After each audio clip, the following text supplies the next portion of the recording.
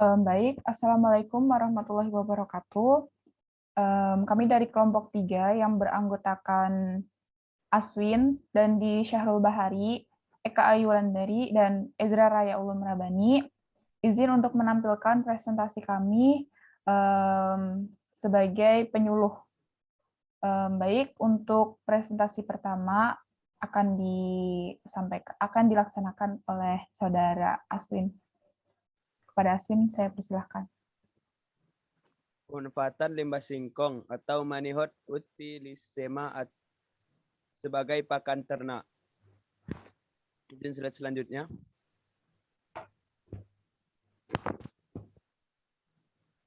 Latar belakang. Pakan adalah salah satu faktor yang sangat menentukan di dalam usaha budidaya ternak. Di samping mutu bibit dan tata laksana, dan pakan juga adalah faktor yang sangat berpengaruh terhadap produktivitas dan merupakan biaya produksi yang terbesar dalam usaha peternakan, baik penggemukan maupun pembibitan sapi potong. Ketersediaan hijauan di Indonesia kerap kali menjadi masalah untuk peternak. Untuk itu, para peternak harus membuat pakan alternatif yang dapat memenuhi kebutuhan pakan selain dari hijauan. Kulit singkong merupakan limbah dari singkong yang telah diolah menjadi produk lain. Ketersediaan kulit singkong di Indonesia sangat melimpah sehingga dapat dimanfaatkan. Kulit singkong memang mengandung protein yang rendah, namun memiliki kandungan karbohidrat yang lumayan tinggi. Izin slide selanjutnya.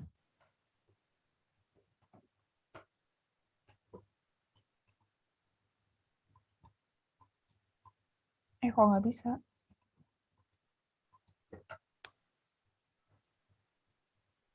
Di Indonesia, kulit singkong sudah banyak dijadikan pakan untuk ternak ruminansia, baik untuk penggemukan atau pembibitan.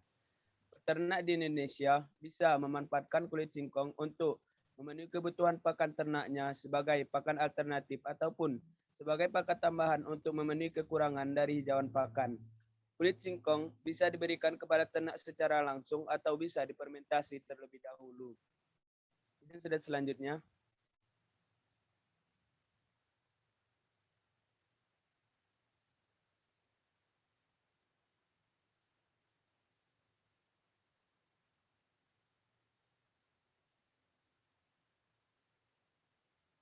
Klasifikasi tanaman ubi kayu menurut Lukmana 1997 adalah Kingdom Plantae, divisi Spermatopia, subdivisi Agiospermae, kelas Dicotyledonea, ordo Euphorbiales, famili Euphorbiaceae, genus Manihot, spesies Manihot utilisema, Paul.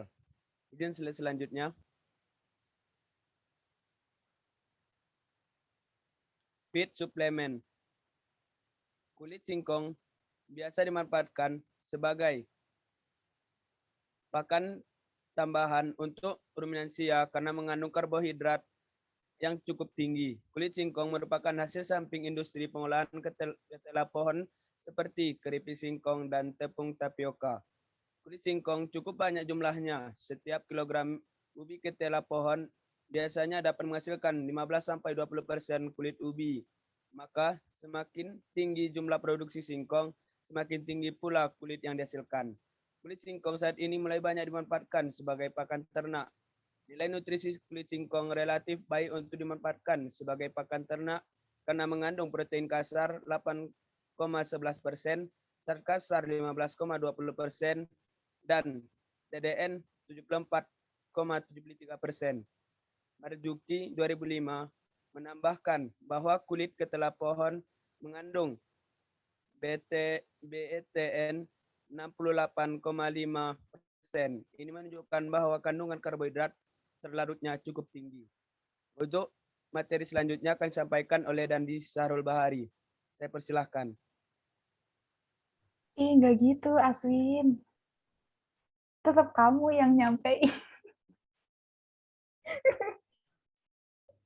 Win cuci muka dulu, Win. Udah lanjut aja nggak apa-apa. Lanjut aja tadi.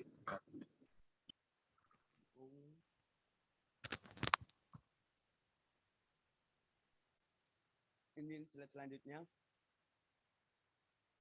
kandungan gizi pada kulit singkong. Menurut Devendra 1977, yang pertama, protein kasar 4,8%, serat kasar 21,2%, ekstrak eter 1,22%, abu 4,2%, ekstrak tanpa N 68%, Ca 0,36%, P 0,112%, Mg 0,227%, energi metabolis 2960. Menurut Rukmana 1997, yaitu BK 17,45%, protein 8,11%, TDN 74,73%, SK 15,20%, lemak 1,29%, Ca 0,63%, dan P 0,22%. Selanjutnya, kendala kulit ubi kayu sebagai bahan pakan ternak. Kulit singkong memiliki kandungan protein yang rendah, serat kasar yang tinggi, memiliki kandungan HCN, asam sianida atau racun sianida di dalamnya, di mana racun HCN ini berfungsi sebagai zat anti nutrisi yang merugikan terhadap ternak. Keadaan kulit singkong yang rendah nutrisi dan berzat anti nutrisi tersebut menjadi untuk diperbaiki fungsi nutrisinya. Beberapa hasil penelitian menunjukkan bahwa teknologi fermentasi dapat menunjukkan atau meningkatkan kandungan protein dan menurunkan kadar serat kasar dan HCN kulit singkong. Selanjutnya,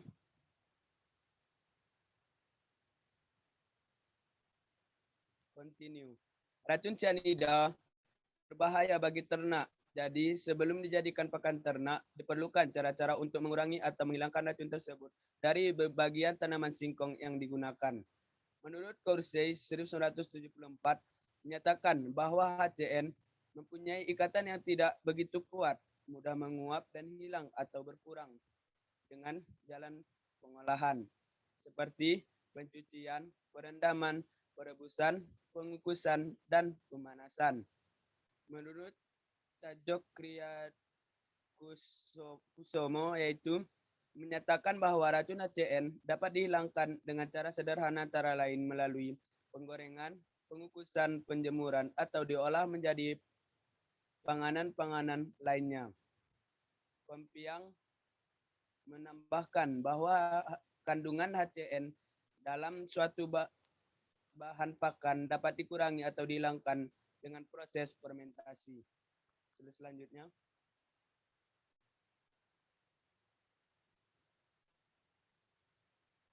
alat, bahan, dan cara perbuatan pakan dominansia fermentasi bahan Manihot utilissima. Slide selanjutnya, alat dan bahan. Yang pertama, alat yang digunakan yaitu baskom, terpal, gayung, tong untuk tempat fermentasi, dan tempat untuk pencaburan bahan pakan. Kedua, bahan-bahan yang digunakan yaitu 100 kg kulit singkong kering, 50 kg kulit ari kedelai, 10 kg dedak, dan M4 atau probiotik yang dilarutkan dengan air dan dilarutkan selama 15 menit dan dilarutkan dengan air. Slide selanjutnya.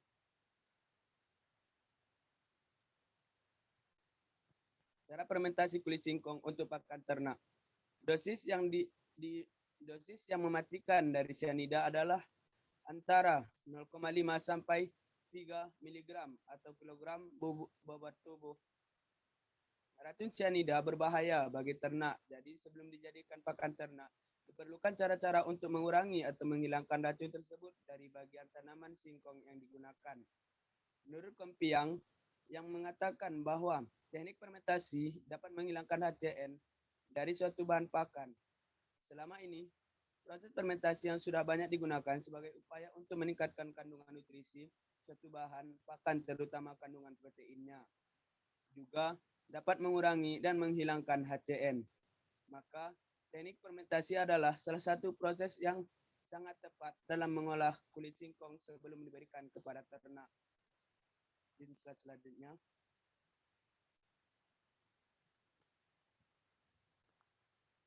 Dharma 1991 melakukan proses fermentasi kulit singkong dengan cara sebagai berikut. Yang pertama, kulit singkong dicuci dengan air bersih untuk hilangkan kotoran yang menempel. Setelah bersih, ditiriskan dan dikeringkan. Kedua, kulit singkong yang telah kering tersebut diiris kecil-kecil atau digiling yang bertujuan untuk memperluas permukaan fermentasi. Yang ketiga, kemudian dikukus dengan penambahan lebih dahulu air bersih pada kulit singkong digiling. Pengukusan dilakukan selama 30 menit dihitung pada saat uap air mulai keluar dari permukaan atas kulit singkong yang dikukus. Setelah itu diangkat lalu didinginkan. Keempat, setelah dingin, kulit singkong ditambahkan atau ditaburi dengan enzim atau asam yang dihasilkan oleh jamur Aspergillus niger atau dapat menggunakan kapang Trichoderma resi. Apabila Anda kesusahan untuk mendapatkannya, bisa juga dengan menggunakan Starbio MM4 atau produk-produk yang lain. Yang kelima, simpan pada tempat tertutup dan kedap udara selama 1 minggu. Dan slide selanjutnya. Cara pembuatan. Langkah yang pertama yaitu seluruh bahan pakan ditaburkan di tempat pencampuran dengan urutan bahan paling banyak berada di bawah. Yang kedua, setelah dicampurkan semua bahan pakan baru dimasukkan ke dalam tong tempat fermentasi tersebut. Yang ketiga, usahakan pakan dalam tong berisi dengan padat agar fermentasi berhasil tanpa ada udara. Yang keempat, diamkan selama 24 jam. Selanjutnya.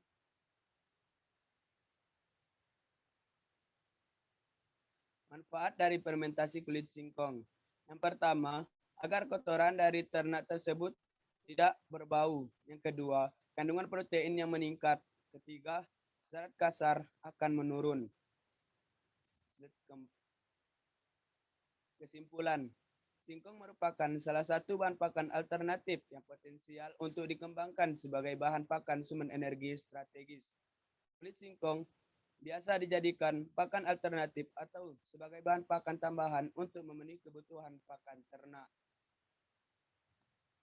Di slide selanjutnya. Inilah daftar referensi yang digunakan untuk membuat PPT PowerPoint pada kesempatan kali ini. Izin slide selanjutnya. Sekian dan terima kasih. Mungkin cukup sekian yang bisa kami sampaikan dalam kesempatan kali ini. Kurang lebihnya kami mohon maaf. Saya kembalikan ke moderator.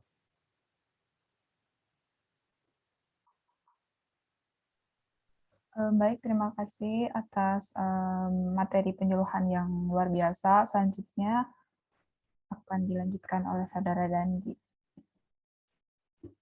Kepada Dandi, saya persilahkan.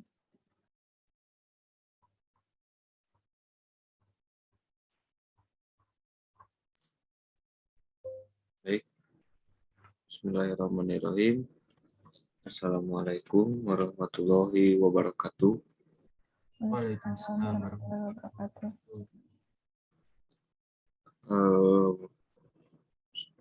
Saudara dan saudari yang saya hormati, yang hadir dalam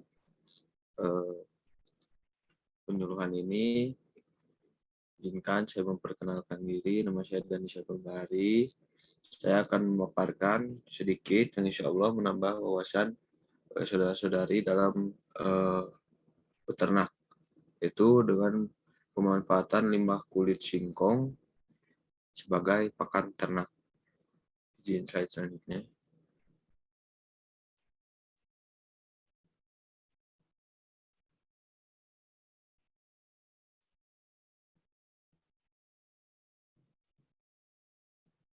Nah, perlu diketahui, pakan adalah salah satu faktor yang menentukan di dalam usaha budidaya ternak.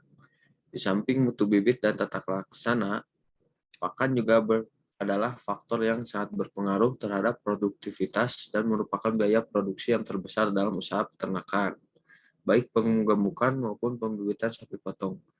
Ketersediaan hijauan di Indonesia kerap kali menjadi masalah untuk peternak. Untuk itu, para peternak harus membuat pakan alternatif yang dapat memenuhi kebutuhan pakan selain dari hijauan. Kulit singkong merupakan limbah dari singkong yang telah diolah menjadi produk lain. Ketersediaan kulit singkong di Indonesia sangat melimpah, sehingga dapat dimanfaatkan. Kulit singkong memang mengandung protein yang rendah, namun memiliki kandungan karbohidrat yang lumayan tinggi. Selanjutnya, ya, di Indonesia kulit singkong sudah banyak dijadikan pakan untuk ternak ruminansia, baik untuk pengemukan ataupun pembibitan. Ternak di Indonesia bisa memanfaatkan kulit singkong untuk memenuhi kebutuhan pakan ternaknya sebagai pakan alternatif atau sebagai pakan tambahan untuk memenuhi kekurangan dari hijauan pakan. Kulit singkong bisa diberikan kepada ternak secara langsung atau bisa difermentasi terlebih dahulu. Digital selanjutnya. Nah, saudara, di sini ada klasifikasi. Di sini ada klasifikasi tanaman ubi kayu menurut Rukmana. Klasifikasinya adalah sebagai berikut. Kingdomnya Plantae, divisinya Spermatophyta, subdivisi Angiospermae, kelas Dicotyledonaceae, ordo Euphorbiales, famili Euphorbiaceae, genusnya Manihot, spesiesnya Manihot utulissima, Paul Manihot esculenta cransins. Selanjutnya. Nah, kulit singkong bisa dimanfaatkan sebagai bahan pakan tambahan untuk ruminansia karena mengandung karbohidrat yang cukup tinggi. Kulit singkong merupakan hasil samping industri pengolahan ketela pohon seperti keripik singkong dan tepung tapioka. Kulit singkong cukup banyak jumlahnya. Setiap kilogram umbi ketela pohon bisanya dapat menghasilkan 15-20% kulit umbi. Maka semakin tinggi jumlah produksi singkong, semakin tinggi pula kulit yang dihasilkan. Kulit singkong saat ini mulai banyak dimanfaatkan sebagai pakan ternak. Nilai nutrisi kulit singkong relatif baik untuk dimanfaatkan sebagai pakan ternak karena mengandung protein kasar sebesar 8,11%, serat kasarnya 15,20%, dan TDN-nya 74,73%. Marzuki menambahkan bahwa kulit ketela pohon mengandung BTN sebesar 68,5%. Ini menunjukkan bahwa kandungan karbohidrat terlarutnya cukup tinggi.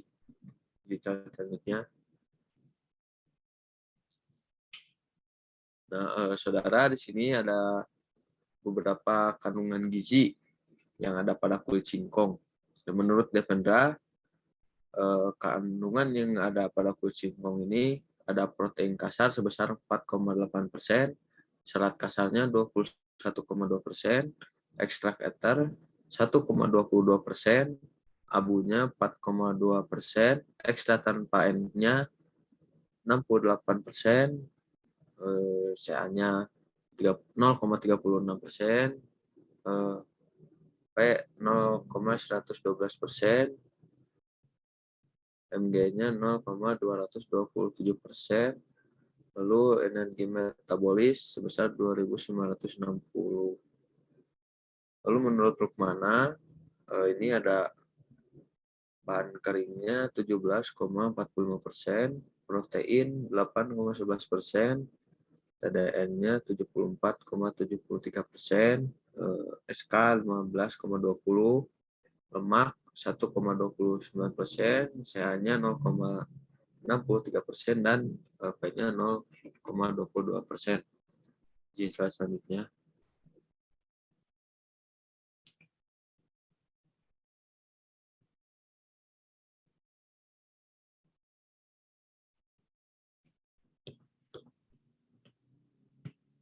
Nah, di sini ada kendala kulit ubi kayu sebagai bahan pakan ternak. Kulit singkong memiliki kandungan protein yang rendah, serat kasarnya tinggi, dan juga memiliki kandungan HCN atau asam cyanida atau racun cyanida di dalamnya, di mana HCN ini berfungsi sebagai zat anti nutrisi yang merugikan terhadap ternak. Keadaan kulit singkong yang rendah nutrisi dan berzat anti nutrisi tersebut menjadi untuk diperbaiki fungsi nutrisinya. Beberapa hasil penelitian menunjukkan bahwa teknologi fermentasi dapat meningkatkan kandungan protein dan menurunkan kadar serat dan HCN kulit singkong. Jenjang selanjutnya, racun cyanida berbahaya bagi ternak. Jadi sebelum dijadikan pakan ternak, diperlukan cara-cara untuk mengurangi atau menghilangkan racun tersebut dari bagian tanaman singkong yang digunakan. Corset menyatakan bahwa HCN mempunyai ikatan yang tidak begitu kuat, mudah menguap dan hilang atau berkurang dengan jalan pengolahan seperti pencucian, perendaman, perebusan, pengukusan, dan pemanasan. Cokrodikusumo menyatakan bahwa racun HCN dapat dihilangkan dengan cara sederhana antara lain melalui penggorengan, pengukusan, penjemuran, atau diolah menjadi panganan-panganan lainnya. Kompiang juga menambahkan bahwa kandungan HCN dalam suatu bahan pakan dapat dikurangi atau dihilangkan dengan proses fermentasi. Izin slide selanjutnya.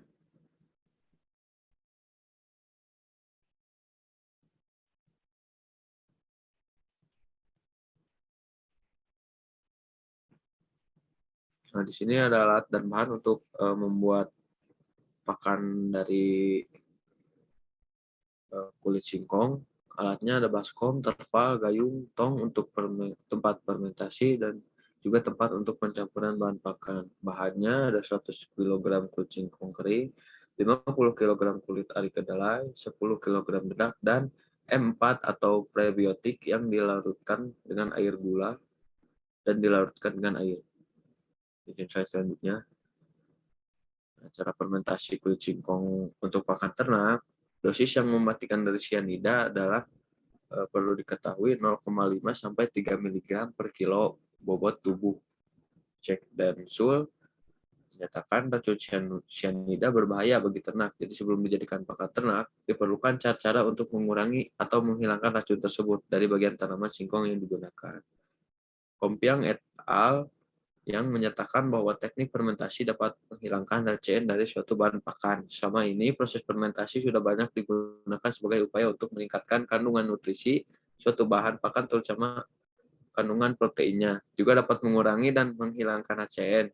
Maka teknik fermentasi adalah salah satu proses yang sangat tepat dalam mengolah kulit singkong sebelum diberikan kepada ternak. Izin selanjutnya. Dari Dharma et al. Melakukan proses fermentasi kulit singkong ini dengan beberapa cara.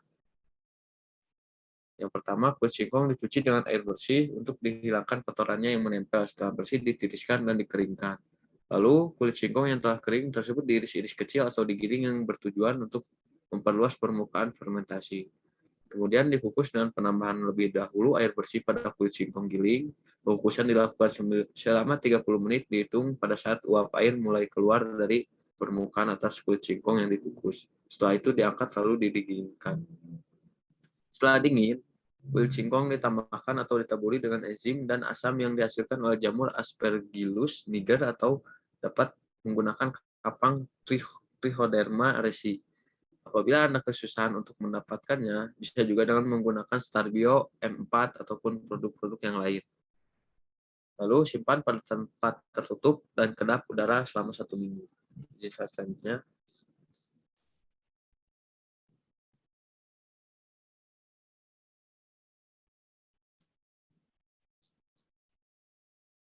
Ada cara pembuatan di sini. Yang langkah yang pertama, seluruh bahan pakan ditaburkan di tempat pencampuran dengan urutan bahan pakan paling banyak berada di bawah. Yang langkah yang kedua, setelah dicampurkan semua bahan pakan, baru dimasukkan ke dalam tong tempat fermentasi tersebut. Lalu usahakan pakan dalam tong terisi dengan padat agar fermentasi berhasil tanpa adanya udara. Lalu yang terakhir, diamkan selama 24 jam. Izin saya selanjutnya. Manfaat dari fermentasi kulit singkong ini agar kotoran dari ternak tersebut tidak berbau. Lalu kandungan protein yang meningkat, juga serat yang kasar akan menurun. Izin slide selanjutnya. Kesimpulan yang dapat diambil dari materi ini, singkong merupakan salah satu bahan pakan alternatif yang potensial untuk dikembangkan sebagai bahan pakan sumber energi strategis. kulit singkong bisa dijadikan pakan alternatif atau sebagai bahan pakan tambahan untuk memenuhi kebutuhan pakan ternak. Selanjutnya,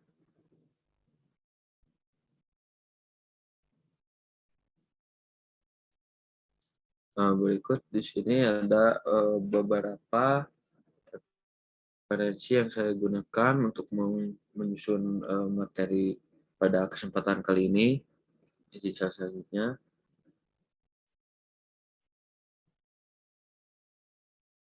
Nah, terima kasih atas partisipasi saudara-saudara sekalian. Semoga menambah wawasan saudara sekalian dan bisa memajukan peternakan yang berada di wilayah ini.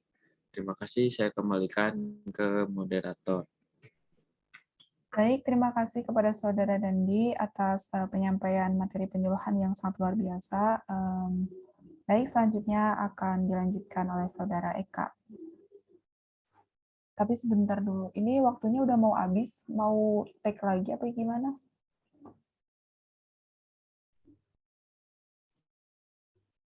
Ganti aja dulu, nggak jauh juga. Jadi ini aku stop dulu ya. Ya.